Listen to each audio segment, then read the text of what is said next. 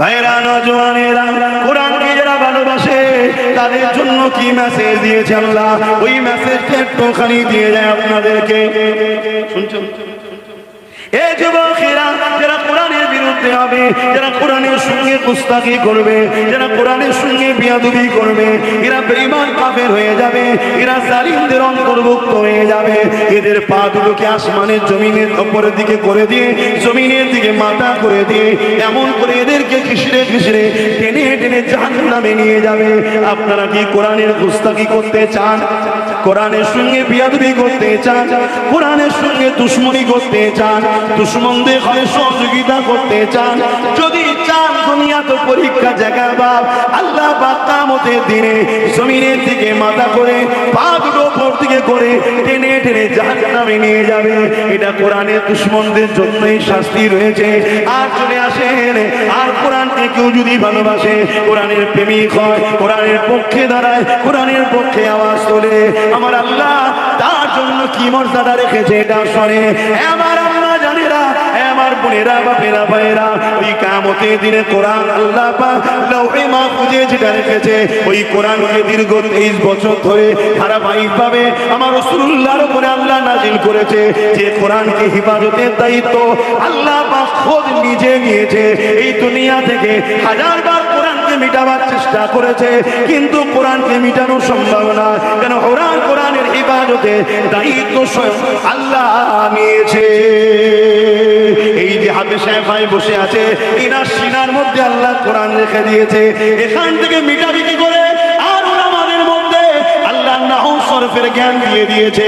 ইনি যদি কোরআন বলে আর আমরা লিখে দিতে পারবে। এ যুবকেরা, তরুণেরা, পৃথিবীকে চ্যালেঞ্জ দিচ্ছি, আসো না দেখি কোন কিতাব এমন একটা রয়েছে, সব কিতাবগুলোকে লাইব্রেরিতে ভরে তালা মেরে দেওয়া হোক। এবারে চলে আসো, তুমি তোমার কিতাব লিখে লাও, তুমি তোমার লিখে লাও, তুমি তোমার লিখে লাও, আর আমরা কোরআন লিখবো। হাফেজ পড়বে, উলামা লিখবে। লিখার পরে তোমার যে নুসখা, ওই কোরআনের তোমার যে কিতাব ওই লাইব্রেরির মধ্যে রয়েছে, ওটাকে বার করে মিলানো হবে। একমাত্র কোরআন ছাড়া দ্বিতীয় কোনো কিতাবকে আর লিখতে পারবে না। আরো জোরে বলুন সুবহান। আপনাকে আমি বলবো না মসজিদে ঢুকে বসে থাকেন।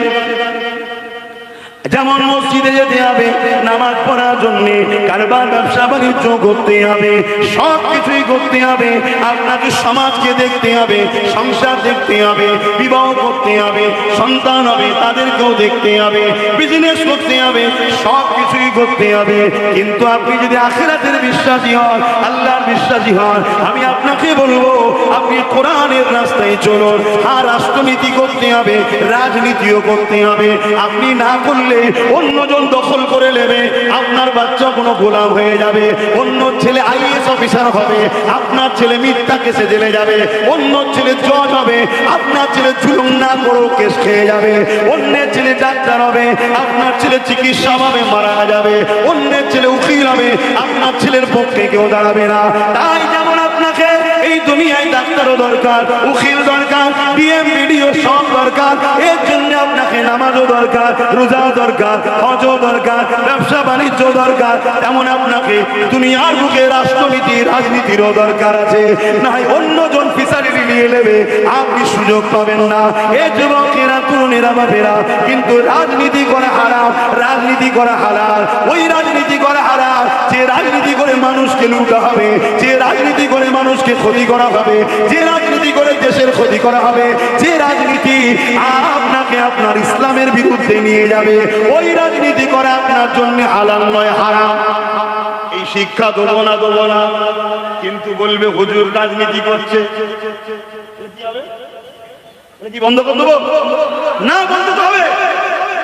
কেউ না শুনুক, আমার ভালোবাসার বাপগুলো তো শুনবে, কেউ না শুনুক, আমার মাগুলো তো শুনবে, কেউ না শুনুক, আমার বাপ ভাই তো শুনবে।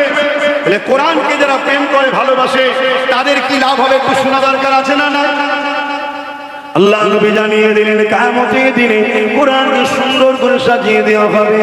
ওই কোরআন আল্লাহ পাকের আরশে আজিমের নিচে যেতে লাগবে, হাঁটাহাঁটি করতে লাগবে। মন দিয়ে শোনে, মন দিয়ে শোনে। এ যুবক, হালকা বয়সে ভুল করে ফেলেছো, কিন্তু কোরআনের দুশমনি যদি না করো, এখনো তোমার রাস্তা কথা রয়েছে, মন দিয়ে শোনো।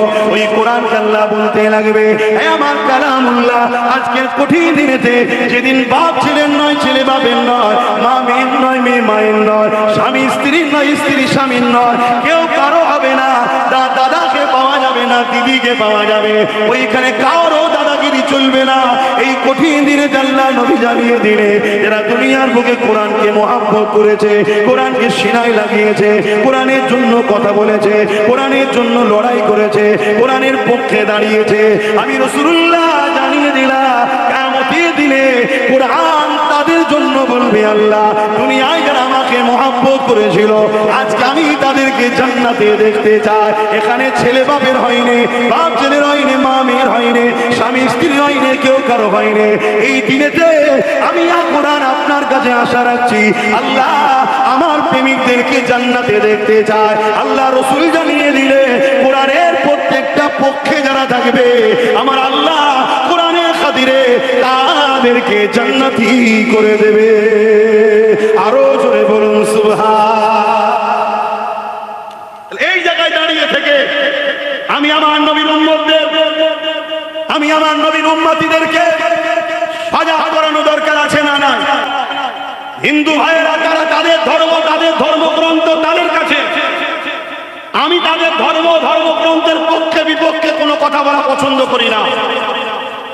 আদিবাসীরা তারা তাদের ধর্ম, তাদের ধর্মগ্রন্থ তাদের কাছে, যার ধর্ম তার কাছে পক্ষে বিপক্ষে আমি বলা পছন্দ করি না। ঠিক তেমনি আমার কোরআন আমার কাছে, আমার কোরআনের বিরুদ্ধে কেউ কথা বলবে, এটা আমি কেন পছন্দ করব? তাহলে নবিয়ানা মেম্বারে, কোরআনের মেম্বারে মানুষকে তো জানানো দরকার। কি হলো, এত কি জমা দিচ্ছে, সময় কোথায় রে বাবা? হ্যাঁ, ও দোয়া চেয়েছে, দোয়া সাথে নজরা নেই, বুঝতে পারি। শুনছেন তো? হ্যাঁ, বলো তো, হাত পেতে নাকি টাকা নেই। এই হাত পেতে টাকা কই? কাগজ তো দিচ্ছে, বলে না? আর তুই একবার হাত পা ফুটু ছাড়া অন্য কিছু দেবে। তো ভাই আমার, আমি মূল জায়গা থেকে সরে যাচ্ছি। আজকে কেউ যদি বলে কোরআন শেষ হয়ে যাবে, আমার উন্নতি শেষ হবে না, এই কথাটা যে বলবে সে কোরআনের বন্ধু না দুশমন? সে কোরআনের পক্ষে না বিরুদ্ধে? তুমি কোরআন মানো কি না মানো আমার জানার দরকার নেই। তোমার কি পছন্দটা তোমার কাছে, কিন্তু আমার কোরআনের বিরুদ্ধে তোমাকে বলার অধিকার কে দিল, এর জবাব আমাদেরকে দেওয়া দরকার আছে না না? এটা যদি আমি আমার জাতিকে শিক্ষা দিই যে কোরআন শেষ হয়ে যাবে বলবে, তার সাথ তোমরা দিও না, তাকে তোমরা ভোট দিও না, তাকে তোমরা সহযোগিতা করো না। কেন? তোমার ভোটে সে ক্ষমতায় বসে, তোমার ভোটে সে জেতে, তোমার ভোটে তার পাওয়ার হয়ে তার ডায়ে বায়ে পুলিশ নিয়ে খুঁজছে, তাই সে কোরআনের মতো কিতাবের বিরোধী করার সাহস দেখাচ্ছে। আজকে বাংলার অলিতে গলিতে ঘুরে বলেছিলাম এই কথা, রাজ্যের প্রাক্তন মুখ্যমন্ত্রী মমতা ব্যানার্জি বলেছে, জানেন তো নাকি? আমার মায়েরা জানে তো নাকি? মমতা ব্যানার্জি বলেছে কোরআন শেষ হয়ে যাবে, আমার উন্নতি শেষ হবে না। এই কথাটা সত্য বলেছে না মিথ্যা বলেছে? ও দুদিন পরে মনে কোন জাহান্নামে যাবে কোনো ঠিক নেই, ও বলছে কোরআন উঠে যাবে। শুনছেন? আপনারা মেনে নেবেন। এবারে যদি আপনারা ওকে সাপোর্ট করেন, তার মানে আপনি ওর কথাটাকেও মেনে নিলেন। তাহলে এর বিরুদ্ধে ঐক্যবদ্ধ হওয়া, এর বিরুদ্ধে ভোট দেওয়া, এটা জাতিকে জানিয়ে দেওয়া। এইটাকে কেউ যদি বলে ধর্মের মাহফিলে রাজনীতি করছে, এই রাজনীতি ধর্মীয় মাহফিলে একবার নয় 1,00,000 বার করতে আমি রাজি আছি। আপনাদের অসুবিধা? বলবেন বাপের অসুবিধা আছে? আপনাদের কি দিল একটু কাঁদে না? আজকে এত বড় সাহস পেল কি করে? একটাই কারণে এত বড় সাহস পাচ্ছে। আমি বাংলার অলিতে গলিতে বলেছি, মমতা ব্যানার্জি যদি মনে করে এই কথা বলা আমার ভুল হয়েছে, তাহলে সে ক্ষমা চেয়ে নিল। ক্ষমা চেয়ে নিলে দ্বিতীয়বার তার বিরুদ্ধে আর বলার প্রয়োজন থাকবে না। কিন্তু সে ক্ষমা চেয়েছে, আবার যখন চেয়েছে, আমরা কি তাকে ক্ষমা করব? যদি ক্ষমা করি, কিয়ামতের দিন কোরআনের শাফাআতও পাবেন না। মনে রাখবে, সে যদি ক্ষমা চাইতো আলাদা কথা, চলো বাবা মিস্টেক হয়ে গেছে, ভুল বলে ফেলেছে, ক্ষমা চেয়েছে।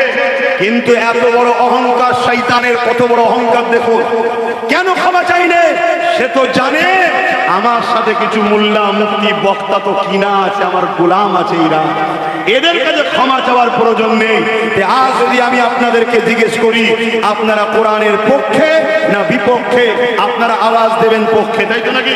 তো পক্ষে হয়ে কোরআনের বিপক্ষে যে বলবে তাকে সাপোর্ট করা কি পক্ষপাতিত্বর কাজ হবে?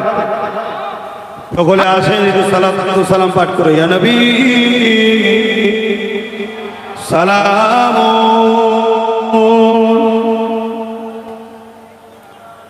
ইয়া রাসূল, ইয়া হাবিব সালাম,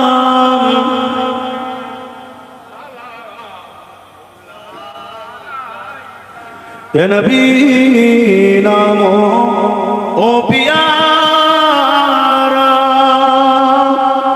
ইয়া রাসূল নাম ও পিয়ারা,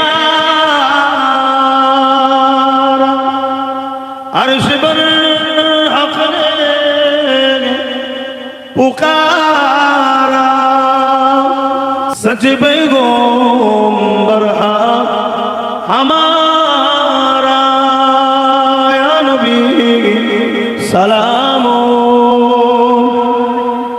या रसूल सलाम, या हबीब सलाम, সালাওয়াতুল্লাহ। কঠিন শোরের দিনে কি আছে মোদের কপাল, গুনাহগার উম্মাহ আতো আপনা লইবেন সঙ্গে মাহশরে, নবী মদিনা হতে সব কিছুই পারে দেখতে, মোদের লাশ কবরে রাখিলে লইবেন আপন করে, নবী সালাম, ইয়া রাসূল সালাম, ইয়া হাবিব সালাম, সালাম। যার যেখানে ফাঁকা আছে চেপে চেপে বসে।